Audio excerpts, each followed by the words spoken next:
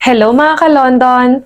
Loan dito, loan doon, panibagong araw, panibagong review na naman ng OLA ang ating gagawin. Tara, samahan niyo akong reviewin ang OLA na ito at baka ito nang maging solusyon sa pera problema natin.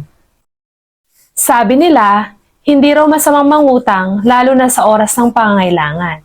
Basta't marunong ka ring magbayad sa oras ng singilan. Sa oras nga ng pangangailangan, marami na tayong OLA na pwedeng malapitan. Kaya nga lang, siguraduhin lang natin ang ating pag-uutangan ay legit at worth it na pagloanan. Kaya naman, ginagawa natin ang mga ganitong klase review para maiwasan natin na magaya kayo sa ibang tao na naloko na ng mga OLA na ito. Kung bago ka nga lang pala sa channel na ito, ay mag-subscribe ka na at i-click ang notification bell para lagi kang updated sa mga susunod pa nating mga videos.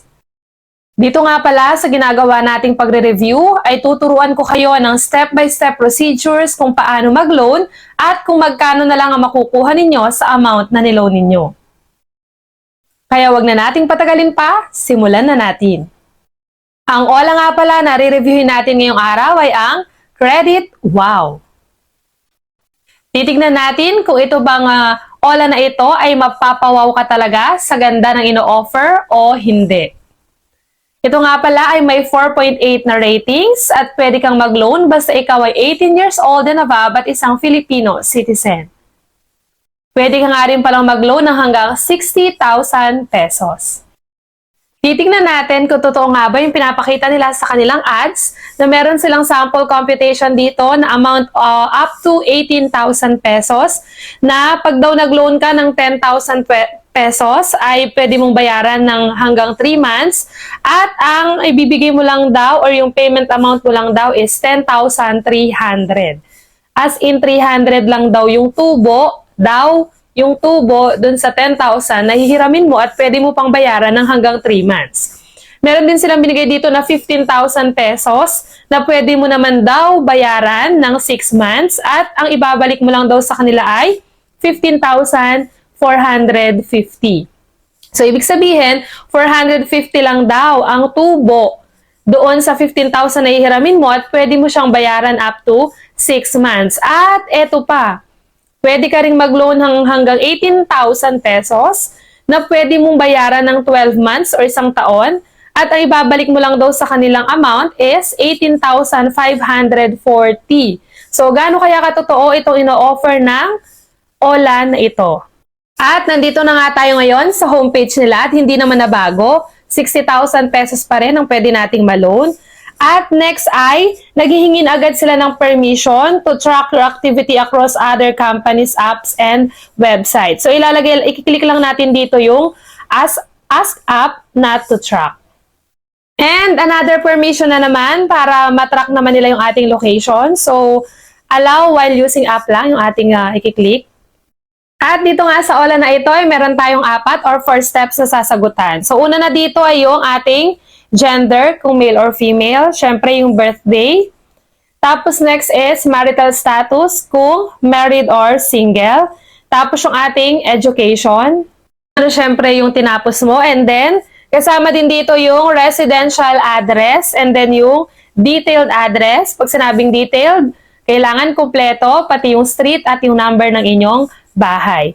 At kasama din dito yung Facebook account, pero nakalagay dito optional lang. So, pwede mo rin hindi ilagay. And alternate mobile number o yung iba mo lang na number kung meron ka pang ibang number na ginagamit. Kada step nga pala dito sa ating sinasagutan ay merong amount na nakalagay. So kanina, na-unlock na natin yung 7,500. So pag sinagutan natin itong next step na to, ay 15,000 naman yung ma-unlock natin. So dito na tayo sa contact references. So dito sa all na to ay nangangailangan ng 5 contact references. So, ilalagay lang natin dyan yung contact number tapos kung anong relationship natin dun sa contact person na nilagay natin. Paalala lang lagi ko lang pinapaalala sa inyo na kapag balak nating mag-loan or maglo-loan tayo ay ilimit lang natin sa 3 hanggang 5 contact na nasa phone book ng mga phone natin or cellphone natin para at least kung mag-message man yung mga agent ng OLA, hindi lahat masenda ng messages yung nasa phone book natin. After nga nun ay magsiselfie ka na. Yung pagsiselfie, meron silang nakalagay dito, dapat no must. dapat no hats, and dapat daw not too dim. So dito kasi marami nagkakaproblema, marami hindi na-approve na loan sa picture na nasisend nila or nakaka-capture nila. So dapat sundin natin kung ano yung sinasabi nila dito sa kanilang application. Next ay dito na tayo sa pagbibigay or pagpili natin ng ID na ating gagamitin. So pwede nga pala dito ang UMID, SSS, Pag-ibig, PhilHealth, PhilSys at marami pang iba. Ilagay lang yung ID number, tapos ilalagay yung ating last name, first name at middle name. At sa pang last part na nga tayo, dito na pumapasok yung ating occupation or yung work natin. Ipipili lang tayo dito, i-click lang natin kung anong work natin dito. Pwedeng transportation worker, technicians, and associate professionals, student, pwede rin ang student, enterprise administrator, corporate executives, at marami pang iba. Naman, ilalagay natin yung monthly income kung magkano yung sahod natin. Pay period, tuwing kailan ka sumasahod, at kasama din yung email. Siguraduhin lang natin ang email ay active at nakaka-receive ng messages. Kasama din dyan yung company name, yung work organization, tapos yung company phone and employer phone. Mag-ingat lang lagi sa pagbibigay ng number ng ating company kasi hindi naman nila madidetect yan kung number ba talaga ng company. Baka mamaya kasi pag binigay natin yung number ng ating kumpanya ay kulitin din sila ng mga OLA. Dito na nga tayo sa last part. Na-unlock na natin yung hanggang 60,000 pesos. Nakalagay dito yung payee. Siyempre, yung name natin yon. Withdrawal channel, pipili tayo. May mga choices dito. Pwedeng GCash, PayMaya, Coins, GrabPay at marami pang iba. And then nilalagay din natin yung withdrawal account. Pag halimbawa, ang pinili natin ay GCash, yung GCash number natin. And apply now na tayo.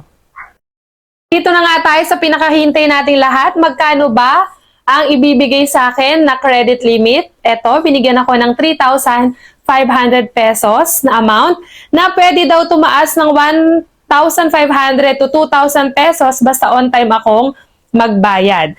So, syempre, fake news na naman yung sinasabi nilang 3 months, 6 months, up to 1 year na pwede tayong magbayad kasi ang loan term ay 7 days lang. So, babayaran na natin yung loan natin after 7 days. Tapos yung interest nakalagay dito, 0. Pero, ang actual amount na marireceive lang natin is 2,100 pesos. At ang ating repayment amount, syempre, 3,500 pesos. So, ibig sabihin, dun sa 3,500, 2,100 lang ang makukuha natin at yung 1,400 ay ikakaltas nila sa atin. So, yun, no? Nasa sa inyo pa rin kung itutuloy nyo ang paglo-loan dito, pero para sa akin ay hindi ko siya mare-recommend kasi halos kalahati ang interest or halos 100% ang interest ng loan na ito.